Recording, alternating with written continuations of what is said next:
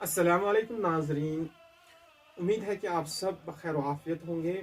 اور جیسا کہ سب سے پہلے میں ٹیم حسین فلیٹ کا بے حد شکر گزار ہوں کہ جنہوں نے مجھے اپنے اسٹوڈیو میں بلا کر اربعین جیسے اہم موقع پر بولنے کے لیے سٹیج دیا، اور میں ان کا بہت بہت شکر گزار ہوں۔ جیسا کہ آپ کو پتہ ہی ہے کہ اس سال حالات بہت نازک ہے۔ بہت سے عاشقان امام حسین علیہ السلام اس سال اربعین کے سفر پہ نہ جا سکے، جس کے لیے ان کے دل میں یہ داغ ہمیشہ کے لیے رہے گا۔ لیکن ہمیں یہ ذہن میں رکھنا چاہیے کہ جو امام حسین علیہ السلام کا پیغام ہے یا جو ان کی زیارت ہے، وہ ہم گھر میں بیٹھ کر بھی ان کی یاد کر سکتے ہیں۔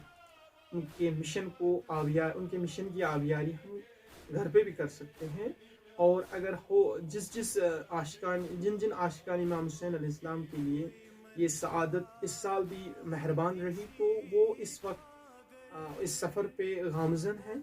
ہمیں چاہیے کہ اربعین کے صحیح معنی کو ہم ٹٹولیں اور ان پہ عمل کریں۔ اربعین کی معنی یہی ہے جو عاشورہ کے معنی۔ عاشورہ ہمیں سکھاتا ہے کہ حق اور باطل میں تمیز کریں۔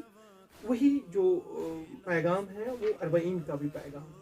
ہمیں چاہیے کہ عاشورہ اور اربعین میں ہم مطابقت پیدا کریں کہ جو عاشورہ ہمیں سکھاتا ہے کہ ظلم کے خلاف اپنی آواز ہمیشہ بلند کرنی چاہیے، اسی طریقے سے جو اربعین ہے یہ اسی عاشورہ کا ایک ریوائونگ ڈے ہے۔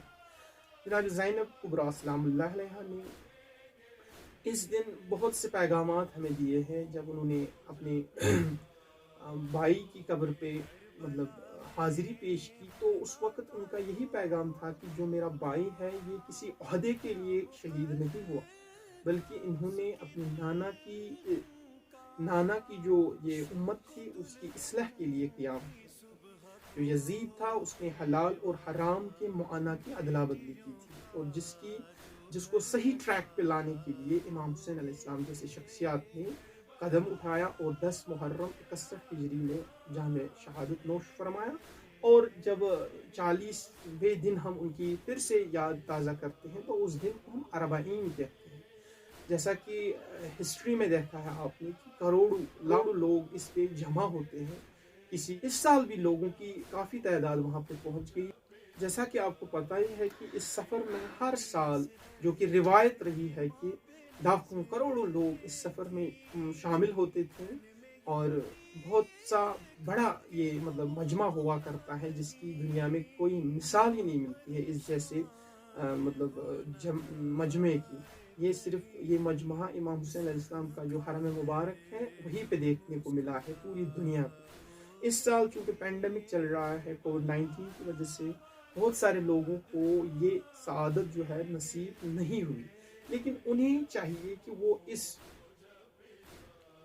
بہت سارے لوگوں کو اس سال یہ سعادت نصیب نہیں ہوئی because of this pandemic situation, جو ابھی ہمارے ارد گرد جو کووڈ-19 کے پیش نظر جو حالات بنے ہوئے ہیں، ان کو چاہیے کہ وہ اس بات پہ عمل کرے کہ امام حسین علیہ السلام نے خود فرمایا ہے کہ کل یوم عاشوراء کل ارض کربلا۔ اگر ہمیں اربعین کو ہی منانا ہے یا امام حسین کے روزے تک ہی رسائی حاصل کرنی ہے، تو ہم اس قول پہ کام کر سکتے ہیں اور کربلا کو گھر میں ہی بپا کر سکتے ہیں اور اس کووڈ-19 کے مضر اثرات سے اپنے آپ کو بچا سکتے ہیں۔